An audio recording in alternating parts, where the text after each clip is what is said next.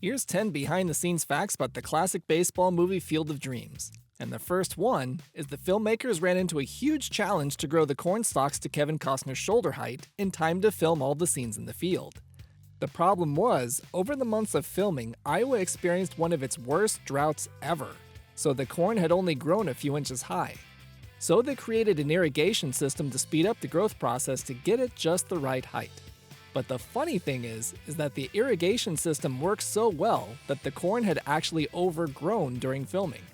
So for this scene, when Ray hears the voice for the second time, Kevin Costner had to walk on an elevated plank in order to be seen. Another challenge the filmmakers encountered was with the grass. The baseball field had to be built in a 48-hour period, and filming would take place on it soon after, so their only option was to lay sod down to complete the field on time. But the problem with that was, sod takes weeks to properly set before it's ready to be stepped on, and they'd kill the grass if they started filming on it that soon. So their only option was to hire a painter to keep the field of dead grass looking like the Field of Dreams throughout the shoot. A difficult shot that almost didn't make it into the movie was the final shot of the traffic jam of everyone coming to see the field. The filmmakers figured out it would take 1,500 cars to get the shot, so they held a promotional event to get as many people from the community involved as possible. The challenge was they only had time to get 3 takes before it would be too dark. The first take was blown because it was too early and therefore too bright. The second time, the lighting was perfect, but the cameraman ruined the take with the wrong camera settings. But from that second take, the director Phil Alden Robinson noticed another problem, which was the cars didn't look like they were moving at all. So for the third take, he had everyone flash their lights on and off to create the feeling of movement. And luckily, everything fell into place for the last take that resulted in a picture-perfect final shot for the movie. An iconic scene from the movie is when Shoeless Joe, played by Ray Liotta, first appears on the field to meet Ray Kinsella, and there's a slight hazy fog in the air that created a dreamlike quality to the scene.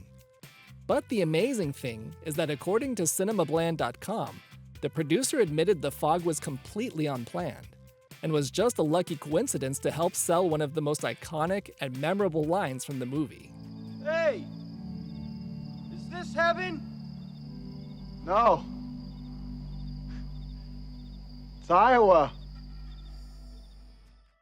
Another unplanned moment caught on camera happens when Ray pitches to Shoeless Joe, who then fires a comebacker at Ray, knocking him to the ground with a look of shock on his face, which was a very genuine reaction from Kevin Costner.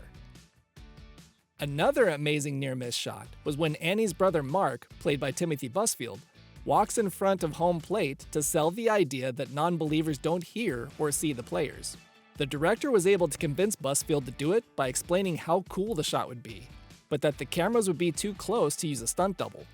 So what you see in the movie is a real combination of Timothy Busfield's bravery and great timing and control from the pitcher. Before the edit and post-production, Ray was going to be a lot more doubtful about the voice's origin, seeking a logical explanation before believing it was a supernatural phenomenon. For example, there's a deleted scene where Ray goes to an ear doctor to see if he's just hearing things, but the scene was cut to avoid dragging down the pacing of the story with so much of Ray's doubts before moving on to listen and obey the voice. Something that was added into the movie, though, was the iconic line when Ray asks his dad to play catch, but it almost didn't make it into the movie. According to IMDb.com, the line originally didn't include dad, but test audiences were disappointed in the lack of acknowledgement of father and son, so the word dad was looped in during post-production, and reportedly, the test audience approval drastically improved because of it. Hey, Dad? You want to have a catch? I'd like that. In the book, the voice tells Ray to seek out Catcher in the Rye's reclusive author J.D. Salinger, but Salinger would not approve of his name being used in the movie, so the director needed to create a new character, Terrence Mann, who he wrote specifically for James Earl Jones because he thought it would be hilarious to see Ray try to kidnap an intimidating man with Jones's build. Jones was sent the screenplay, and his wife was the first to find it. Sensing the power of its message, Jones's wife told her husband when he came home that he had to do the movie, but that the long speech about baseball would never make the final cut.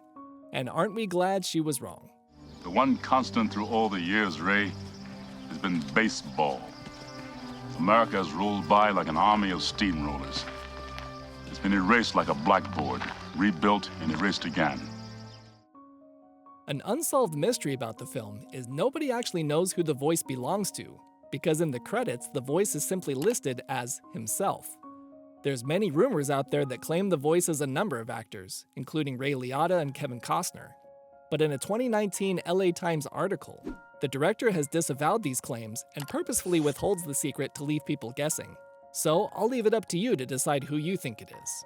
But if you want to learn more behind-the-scenes facts about another great baseball movie, The Sandlot, then click this video for more great content right here on Fun Fact Films.